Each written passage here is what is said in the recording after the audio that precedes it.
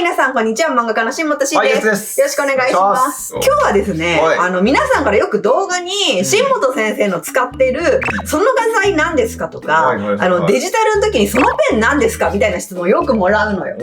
なので今日は私、プロが使ってる、アナログ画材、デジタル画材、一気見せっていうのをやっていきたいと思います。そりゃすごいもの使ってるんでしょうよ。まあどうでしょうということで、これを見ればみんな私と同じものを使えると思いますので、よかったら参考にしてみてください。それでは早速やっていきましょう。ではまずですね、私がいつもデジタルアナログに限らず使っているこちらの紹介をします。はい、こちら、2本指グローブって言って、私がいつもこうやって手にはめているものなんだけども、これ別にメーカーにこだわりはなくて、今はね、ここのメーカーのものを使ってるんだけど、Amazon で2本指グローブって打つと大体出てきます。で、左利き、右利き多分どっちも兼用これね。これを私はいつも使ってて、アナログの時つけてる理由はここが汚れるのが嫌だから。黒くなるよね、ここね。そうそう。で、デジタルの時はここが触れて反応するのが嫌だから、つけてます。で、これおすすめです、一つ。だから洗濯しないとね、めっちゃこの辺が臭くなるよ。ちょっと臭いね、別に。俺最近だってそれ洗濯してるとこ見たことないから。やばいよね、それ。私みたいに、ちょっと洗濯を怠らないように、これもう洗濯してると結構臭くなっちゃう。もしかしたらこの辺荒れてくる可能性は否定できないからね。でもよく聞かれるから、これもう2本指グローブっていうものです。じゃあ次、アナログの画材説明していきます。はい、まずはですね、私がよく絵描く基本に使っているシャーペンがこちらです。これはね、ハンズフィットっていうね、特にこだわりはなく、なんとなく色紙がいろいろあったから使っているシャーシンみたいな。どこにでもあるやつだよ。こだわってるのはどっちかというとこっち 0.5、2B のシャーシンです。太さよりもこの 2B ってとこにこだわってて、絵描く人は、B 以上使ってる人も多いかなと思うけど、字だけを描くペンでいつも絵を描いてる人は、下手したら H とかさ、2H とか使ってる人ももしかしたらいるかもしれない。そっちの方が細い字が描けるから。でも絵を描く人には、どっちかというとこの 2B みたいに柔らかい芯がおすすめで、硬い芯ね、H の方が硬い芯なんだけど、硬い芯で描くと消しゴムかけた時にもともと描いてた線の跡が残っちゃうことっていうのがあるんだよね。そういうことが起きちゃうから、極力絵を描くときにはこの B とか 2B とかの柔らかいシャーシンを使うのがおすすめです。はい、次にペンを入れる道具だね。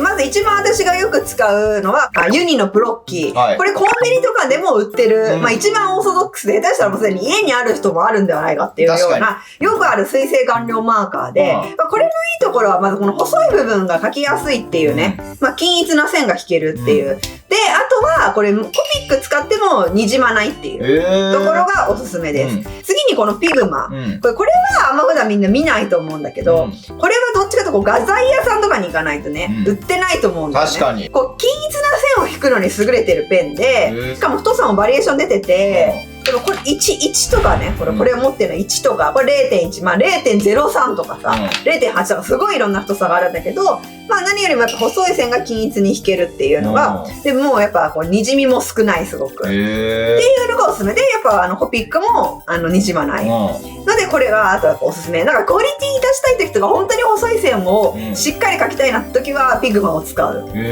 わりかしラフに今日はさっさ描いていきたいなっていう時はプロッキーを使うみたいな時の使い分けしてるかもしれないです。よりプロ仕様な感じ？そう。で、あと、みんなにおすすめしたいのが、このコピックマルチライナー。これコピックの出してる会社がもちろんコピックのために出してるようなペンではあるから、これもピグマと本当同じような感じで使えるペンで、同じように細い線が描けて、均一に細い線が描けるっていう。で、これもコピック描いてもにじまない。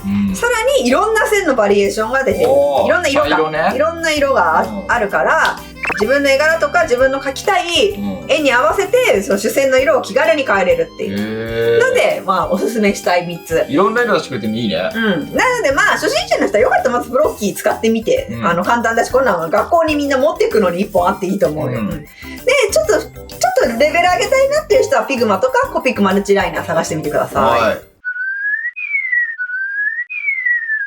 こちら、私がよく YouTube の撮影で使ってる水色のシャーペンと水色のシャーシンです。正直この水色のシャーペンは何でも良い。シャーペンなら何でもいい。自分の使いやすい。これは私が大昔に買ってるから、もう同じモデルのものはきっと売ってないと思う。で、私がいつも使ってるのはこの 0.7 の方なんだけど、それもただ昔に 0.7 を大量買いしてしまったゆえに 0.7 を使ってるだけで、使わざるを得ないと。0.5 でも問題ないが、0.5 も今ストックしてます。なるほどね。で、これもただ大昔に買ってるから、今もうデザインが違う気がする。もしかしたら違うものになってるかもしれないけど、消せるカラー写真っていうワードで検索してもらったら絶対出てくると思うし、水色以外も出てくると思う。ただこれさ、すっげえ見にくいんだよね。画面で見る人は特に。そうなのね。エスって YouTube の編集をしてるから、なんでこれで書くのって私にいつも苦情が来るけど。これから見る分には多分見えるんだよ。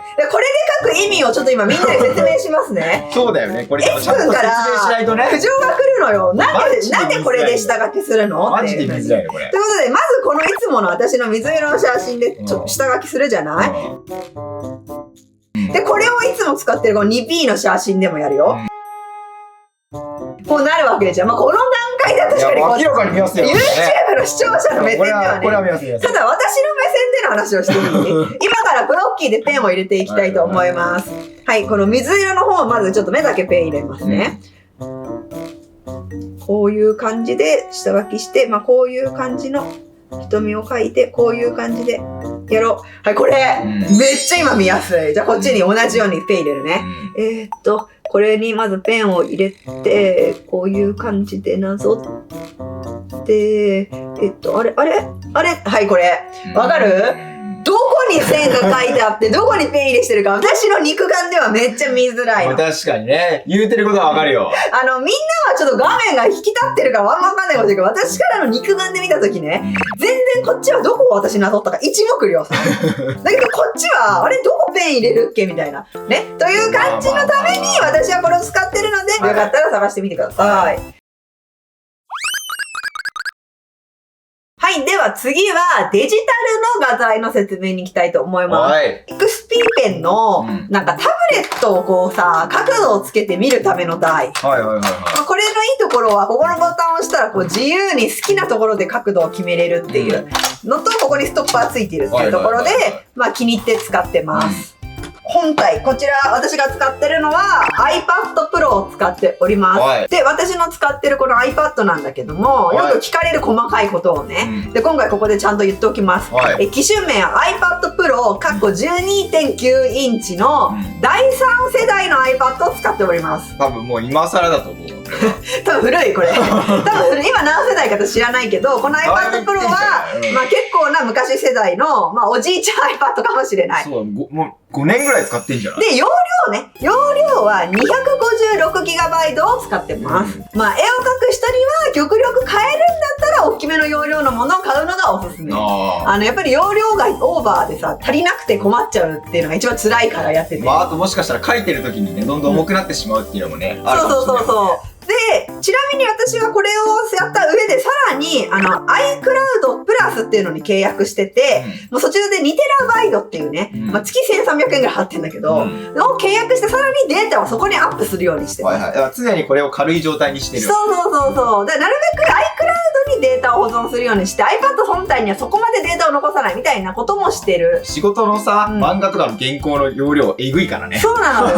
まあよかったらプロ志向の人は同じようなものを、まだ初心者の人はもうちょっとこれよりも軽いものをね、買ってみてください。で、もう一個よく聞かれる、それどこのタッチペンですかっていう質問もらうんだけども、はい、こちらもうどこのタッチペンも何も Apple Pencil という、Apple が出してるこのタッチペンを使っております。純正品ですよ。聞かれるんだよね。先生どこのタッチペン使ってますかみたいな。でも私これしか使ったことがむしろなくて、しかも第2世代っていうやつなので、ここにね、ピタッとつけて充電できるっていう。これいいんだよね。で、ここで充電できるっていうのがまあ便利なところ。まあ最近買った人はみんなこれだ。旧世代はね、ここにブスって刺してね、こういう形で使うやつだったんだよね。でもまあすごいこれが便利だし、書き味もめちゃくちゃいいです。多分、まあ100均とかでもタッチペン売ってるし、いろいろなメーカーがタッチペン出てるから、それが悪いってわけじゃないとは思うんだけども。なんか、あれだよね、ワコムとかのさ、あれも出てる。ある。いいのはきっといっぱいあるから、いろいろ試してみるのはいいと思うんだけど、とりあえず私はこれもう純正品を先に買っちゃってから、もうずっとこれを使っております。じゃあ次、私が使うソフトやアプリです。それの説明をします。そうですね。私がいつも使ってるのは、クリップスタジオペイント EX っていうのを使っております。正式名称初めて聞いたかもしれない。多分もしかしたら 4iPad かもしれない。アプリなんだと思うから、これね、ソフトじゃなくて。まあ、とにかくクリスタってみんなが訳して使ってるものなんですけども、まあ、基本は仕事はもう全部これ使ってもうずーっと愛用しております。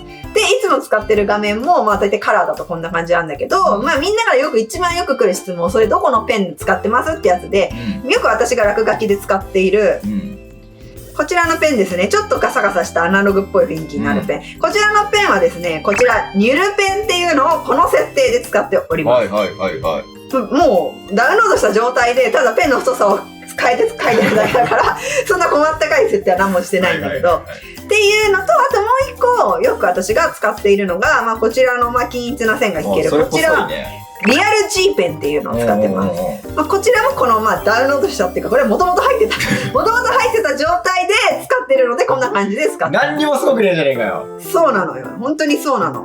ペンをね、考えてる人たちにおすすめしておきたいっていうか、やっといてほしいなっていうことなんだけども、この設定みたいなところにね、この筆圧検知レベルの調整っていうのがあるんだよね。それをしてもらうとね、みんな見てこれる。これが私の筆圧調整なの。筆圧グラフってのが出てんね。これで私はこの線が出せてるのね。これが多分最初はピッっていう線だったりね。こういうね。もしかしたらちょっとクイっていう線だと思うの。これは調整した結果これだから、私今もういじりたくないからこれ見せないんだけど、みんなにどういう風に設定するかを。まあここで設定これを出しながらふにふにしたら設定できるの。変わってくんだね。そうなの。それで自分が一番いいグッグみたいな力をね入れたり抜いたりみたいのを覚えさせて、このソフトに。すごい機能だよ。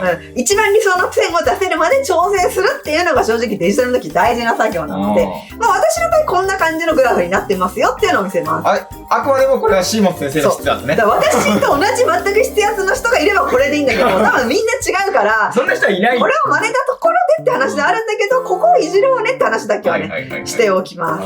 というのが私がよくクリップスタジオで使ってる、愛用してるペン2種類と、ここやっといてねっていう設定でした。で、もう一個、よく使うのが、アイビスペイントになっております。まあもうこれみんな動画見てるみんなももうおなじみのっていう感じだと思うんだけど。まあみんなは最初これから入るよね、きっとね。無料で使えるのが何よりもいいところですね。アイビスペイントでもよく何のペン使ってますかってコメントが来るので説明します。このブラシのところの一番上から2個目にあるね、まあ何にもいじってなきゃ2個目にある、この G ペンハードっていうの。これを私は全部もう色塗りでも基本、線でも基本使ってます。全部無料じゃん。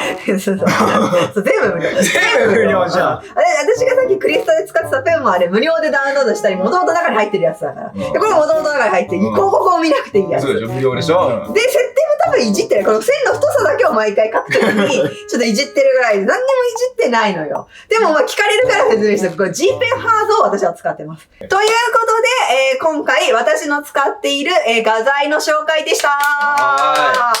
もうこんな感じよ。